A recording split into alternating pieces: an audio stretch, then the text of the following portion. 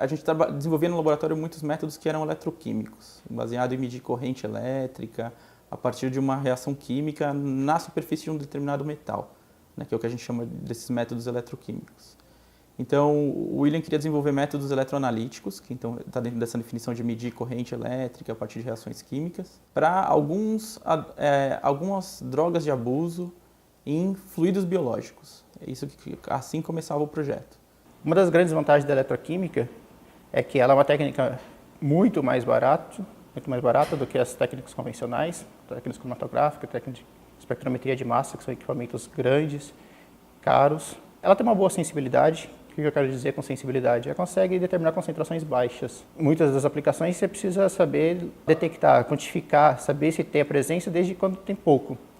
Isso principalmente em coisas biológicas, principalmente quando sensores para monitorar a doença. Então, quanto antes você consegue detectar, melhor é. Então, de forma análoga, se você está trabalhando com uma espécie que é perigosa, quanto menos você conseguir detectar dela, se ela estiver ali, melhor. Cocaína, maconha, êxtase. A ideia seria, eles fazem uso dessa droga. Quando eles fazem uso dessas drogas, normalmente eles vão eliminar algum fluido biológico. Suor, urina. Ou seja, no corpo humano. Então, ou de produtos de excreção, principalmente urina. Urina era uma das abordagens originais por ser um método menos invasivo do que sangue. Você não precisa perfurar ninguém para obter a amostra. A ideia seria juntar isso, criar como se fosse testes antidoping, né, de uma maneira um pouco mais fácil, que pudesse ser utilizada no campo. Porque, em teoria, qual seria a grande dificuldade? Tem teste para tudo isso, já existem testes para tudo isso. Só que precisa pegar a amostra de urina do atleta, levar para um laboratório, demora um mês e aí depois você consegue saber. Por que eu não crio um teste rápido, que eu posso, por exemplo, fazer com um jogador de futebol logo que ele termina a partida, falo, ó, esse jogador de futebol necessita de um teste mais controlado, precisa ir para o laboratório para poder fazer um teste para tirar dúvida. Essas outras 20 amostras aqui que você também levaria para o laboratório, você não vai precisar levar mais porque essas aqui não precisam. Não tem nada de errado com essas daqui. No corpo, essas drogas sofrem vários processos. Então, esses processos metabólicos formam alguns metabólitos que geralmente são os compostos que são analisados, na verdade. Aí a gente conseguiu a licença da Anvisa, passou por uma burocracia bastante grande, perdeu a licença da Anvisa antes dos reagentes chegarem.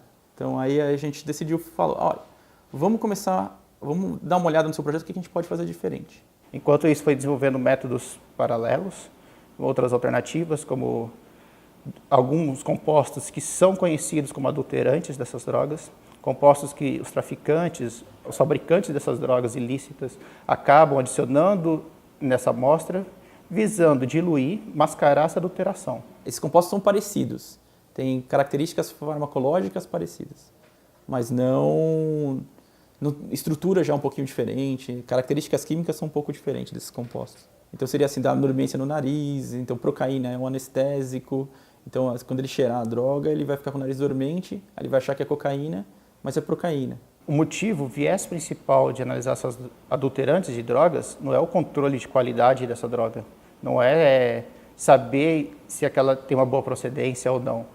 É que sabe-se hoje em dia que existem certos padrões de adulterações. Determinado grupo, determinado traficante, eles usam basicamente os mesmos compostos sempre, que é aqueles que ele consegue por alguma via ilícita. Então ele obtém aquele e aquele é o padrão de adulteração. Ele de algum jeito tem acesso à cafeína.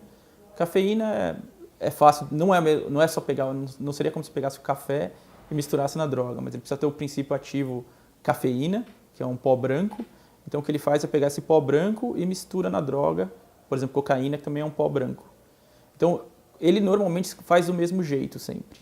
Isso cria essa impressão digital química.